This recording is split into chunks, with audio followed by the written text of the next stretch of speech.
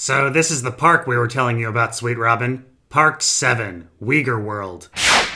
Oh no, a lasso! This can't be good.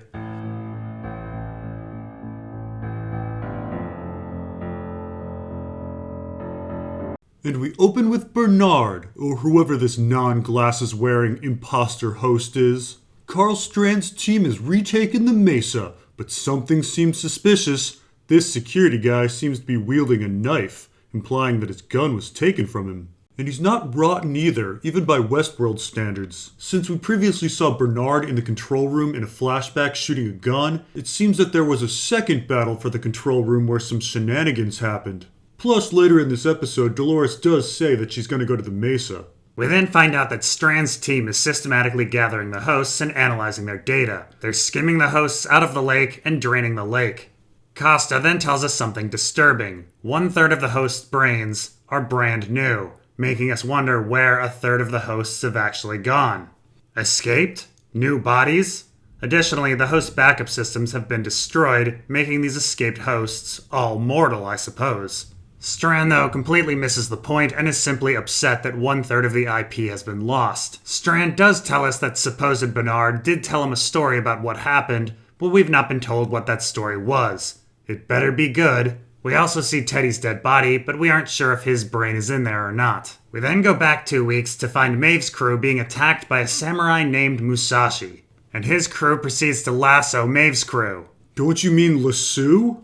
Lee clearly calls them lassos. I guess Brits call lassos lassos. Learn something new every day.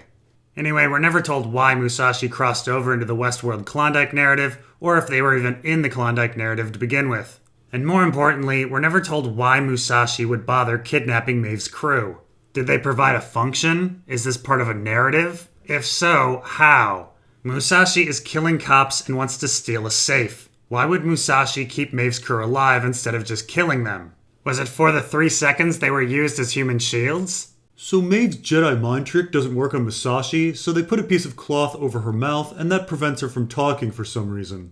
Sylvester then wonders why Felix can't talk to them, and Felix gets offended and says that he's from Hong Kong, which Sylvester should have totally recognized as Felix is a Korean-looking man with an American accent with the name Felix Lutz. I mean, everything about him just screams Hong Kong. Of course, considering Felix is from Hong Kong, it makes me wonder why they didn't use him as the Chinese envoy later in the episode. I'm not saying that a Korean-looking Cantonese guy would make the best Manchurian envoy, but it's gotta be better than a Brit during a period of Japanese isolation. Anyway, Lee tells the hosts that actually they all speak Japanese, which, as convenient as it sounds, makes complete sense considering that they want hosts to be able to communicate with as many guests as possible. The crew then makes it to Japanese Sweetwater, complete with similar music and kids putting bugs on top of people's heads. Musashi then proceeds to initiate the safe heist with his tattooed companion. We even get the Rolling Stones painted black played in the background. It would be an almost perfect scene if it weren't for the Westworld characters pointing out that it's their doppelgangers. Yeah, we got it. Shut the fuck up and let the viewers enjoy it. The characters speaking over everything really spoiled a stellar scene. So next Musashi kills the Chinese envoy, and then we meet Akane, the head geisha. Meanwhile outside, Armistice warns her doppelganger that a dude is coming, and for some reason that's good enough for the doppelganger to let everyone go. Musashi prevents the safe from falling on Akane, and they're just about ready to go when Maeve's crew comes in and suggests to everyone that they sit down and talk. And Akane agrees. Okay, I sort of get that Akane's connection with Maeve would explain why she would want to sit down with them, but why would Musashi stick around? Wasn't he trying to steal a safe? Why should he listen to some random people that he captured for no reason? I don't know, maybe Maeve is ordering them with her special abilities? Well, that doesn't make sense because they then sit down and watch some dancing and Lee talks about how it's important not to offend them. If Maeve was controlling their mind, she wouldn't have to worry about that. I don't know, Musashi has a thing for Akane and just does what she wants. Well, that clearly can't be the case as he was stealing a safe from her. Nothing the character of Musashi does in this entire episode makes any sense at all. And why would Maeve come in the first place? She hasn't met Akane yet, so she would have no connection. And any doppelgangers of Hector and Armistice should be pretty unreasonable. I mean, we just saw Musashi's crew murder a dozen people. Why would Maeve want to sit down with him? I don't know, she's British. Maybe she really wants some tea. We then get to non-Japanese Sweetwater, where Dolores and Teddy find the train, and Dolores orders it be fixed up, and the prisoner gives Teddy a weird look for some reason. They head to the bar to have some whiskey, and wah! Clementine! Where the fuck did you come from? Don't sneak up on me! You were honestly in none of the previous scenes when they came into town. We then get back to Maeve, who is stuck watching dancing, and impatiently wants to get back to finding her daughter. It's Lee who has to convince Maeve to stick around for a conversation so they don't offend everyone. Yeah, so I'm once again confused. Wasn't it Maeve who wanted to have the conversation? Why, by the way? Why are they waiting for a conversation? What do the Japanese have to offer them? And what do they have to offer the Japanese? Maeve should have left to find her daughter. Musashi should have left with his safe. No one has any motivation to be here other than a general desire to connect with their doppelganger, which seems to have worn off for Maeve, and which Hector never had. The only person who has any motivation to be here is Armistice because she wants to fuck herself. And weirdly, despite just convincing Maeve to stick around, Lee says they should get out of there.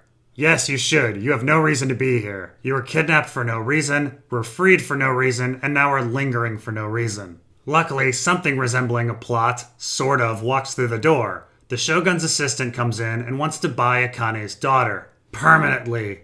Akane says no and then breaks her programming and stabs the dude in the face. She then hires Musashi to help spirit them away. I'm not sure why Musashi would accept this job, or why he's here at all, or what happened to his safe. Lee suggests they flee to Snow Lake, which also has an access point to the tunnels, so Maeve volunteers to come along. Maeve then looks at the mother-daughter combo, and we are beaten over the head with the parallel to Maeve's life by showing us a flashback. What? Maeve has a daughter? I didn't know that. This seems to be the one episode of Westworld where everything is explained in excruciating detail. Anyway, the crew decides to take off at night and everyone's chilling, but then the ninjas are coming, and Maeve totally senses it. We get some awesome battles, and then Maeve commands one guy to kill another guy. But then Maeve is neutralized and is getting choked. Musashi battles like a badass, and then Maeve is able to tap into the mesh net or something and telepathically convinces a dude to kill himself. And then as it turns out, the ninjas successfully kidnapped Sakura, which makes me wonder why all the other ninjas were hanging around. I guess for fun. Then the Shogun's army arrives for some reason. I'm not sure why they didn't come before, and why send the ninjas? I mean, the Shogun has an army. He could just send them in and surround them. Anyway, Musashi then says that now that they have Sakura, they can terrorize the village into submission. I'm not really sure why they couldn't do that before. How on earth is a random geisha keeping a Shogun's army from terrorizing a village? And why should Musashi care? Isn't he a cop killer? Wasn't he terrorizing the village like 12 hours ago? Does any character's motivation in this entire episode make any sense? Anyway, Maeve for some reason decides not to take control of the army with her verbal commands. The army does respond to verbal commands later from their commander. Instead, she puts forward a bafflingly bad plan. To buy her time, she sends Musashi, Hector, and Armistice out to battle the Shogun's army. 3 versus 100, essentially. They should have been all killed right there, and there's no reason to think otherwise. This was a really, really dumb plan. But by sheer unpredictable insanity, the Shogun's army decides to capture the 3 for no reason. This is done even after Musashi, Hector, and Armistice kill a bunch of the soldiers. Why on earth would the Shogun's army bother taking these guys alive? And why would Maeve assume that they would? We then get a scene where Dolores and Teddy come out to the countryside to discuss ranching strategies. I'm actually not sure why Dolores hasn't gone back to her ranch. Her mom and dad are probably there alive and well, considering Rebus went on a completely different adventure and didn't have a chance to kill them. Whatever the case, Dolores remembers a time when the cattle got blue tongue, which I have to say is a pretty specific memory considering Dolores is a storyline where she buys milk every day despite having quarts of milk at home. Teddy says that he would try to shelter and quarantine cows with blue tongue, but the correct answer was burning. Everyone playing at home, the answer was burning. I think you're missing the metaphor here, Uyghur Chad. There was never actually any blue tongue. She's speaking metaphorically. Remember, Dolores says that Abernathy worried about the blue tongue all night. Abernathy worries about consciousness all night in the first episode. And even though the idea that flies are spreading the contagion was dropped, consciousness is still the contagion in question. And Teddy's solution is to quarantine people. A solution that didn't work. And so now Dolores knows that the next step for Delos is to destroy a bunch of them, to burn them, an attempt to stop the consciousness contagion. I don't know, man. It sounds like she just thinks Teddy's too soft. We then get to Lee and Maeve preparing for some sort of nonsense plan with Lee, a Brit, dressed as a Chinese envoy, and Maeve as his translator. And we already went over the weirdness of Lee being the envoy considering he's white and the laws of Japan regarding Europeans during isolation and the fact that they have Felix right there, but whatever. I guess there are some liberties taken with this narrative. White people from China, sure, why not? Hosts don't see race. Still, Maeve is really the exact last person to use as the translator. The ninjas already saw her and can identify her. And as it turns out, the Shogun does recognize her as the witch. It was a really dumb plan. Anyway, Lee wants to run away, but Maeve says now she cares about people. Yes, Maeve cares about people. Let's remember that nugget for later. So on their way out to the Shogun's camp, they find some dead security guards and Lee grabs a walkie-talkie. And then my boy Sylvester actually reveals what the plan is. They're going to go into the camp, Maeve is going to freeze everyone with her voice commands, and then they're going to grab Sakura. If Maeve knows she can freeze people, why didn't she freeze the army last night? Maeve sacrificed 3 of her men to escape the Shogun's army, and now she's just marching right back in to see the Shogun's army and freeze them. What was the point of escaping? And I'm not sure why any of this requires a plan of sneaking in as a Chinese envoy. If you have a godlike ability to control people with your speech, why plan at all? Just collect an army like a Pied Piper and honestly do whatever you want. You have superpowers. Anyway, Maeve and Lee then meet the Shogun with what is clearly Akane beneath a veil. Why is Akane even along? Their plan is to freeze everyone. How does Akane help with that? I'm not sure why Maeve isn't immediately trying to take control of everyone. Whatever Maeve's plan is, it seems to be foiled by people being made deaf, though I'm not sure if everyone is deaf or just a few soldiers and vassals. The Shogun clearly isn't deaf, but I guess his leaking cortical fluid is the reason he can't be taken control of? I have no clue. So the Shogun recognizes Maeve because her plan was idiotic, though the Shogun keeps it a secret. But then, despite this super shitty veil, he's surprised that Akane's there. Or maybe he's pretending. The fuck if I know. And then for no logical reason he offers Sakura to Akane if she'll dance for him tonight. And then we get back to Dolores preparing the train to go to the Mesa to find Abernathy. And then Dolores and Teddy go off and they totally have sex. Bow wow wow wow wow. After 35 years, this is probably the first time they've had sex together. Meanwhile, back with Maeve, we find that Sakura has been tortured with a cherry blossom tree burned into her, and we have Akane repeating Maeve's story about being whoever she wants, though she omits the word fuck. There's some sort of talk about wanting freedom, but not wanting freedom, and then we get some more flashbacks showing Maeve's daughter. What? Maeve has a daughter? I didn't know that. We then get back to Teddy and Dolores wants to give Teddy an after-sex gift, and it turns out to be a dead cow with flies. I guess this somehow proves Teddy's quarantine plan would fail? Dolores then says that some people need to burn, and decides to alter Teddy's personality. See, told you dude, it was just about proving that Teddy was too soft. I like my interpretation better. Back with Maeve, the Shogun lets Maeve know that he knew it was her the whole time, but didn't kill her for some reason. Then he kills Sakura for some reason, which reminds Maeve of the death of her daughter. What? Maeve has a daughter? I didn't know that. After Sakura dies, the Shogun makes Akane dance for him and lets her get close to him. I guess all of this is chalked up to his insanity because this was really, really stupid. Akane, as expected, kills the Shogun violently, and then verbal commands are shouted out to maybe a deaf army, and Akane and Maeve are then to be executed. But then Maeve taps into the mesh net or something and has everyone kill themselves. Because if there's one thing I know, Maeve cares about people.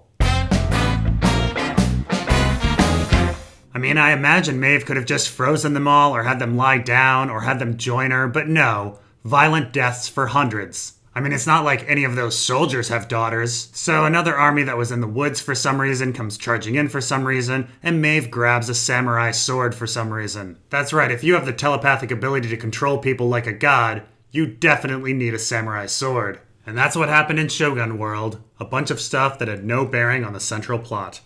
Chad Summerchild, I have you again. Answer me this question, Chad. How would you treat a blue tongue outbreak in cows?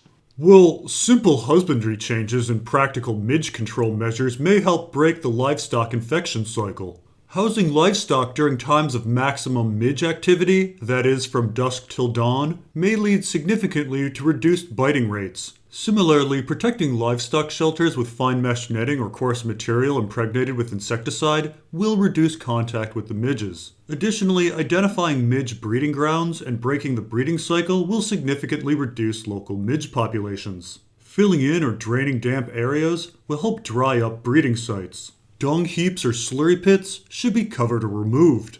The correct answer is burning. It's burning. Well, chances are many ranches in the area have flies that can carry the virus, so you should be focusing on reducing damp breeding area. Burning. The answer is burning. You answered incorrectly to this very specific question, and thus, it's time to change your personality. No!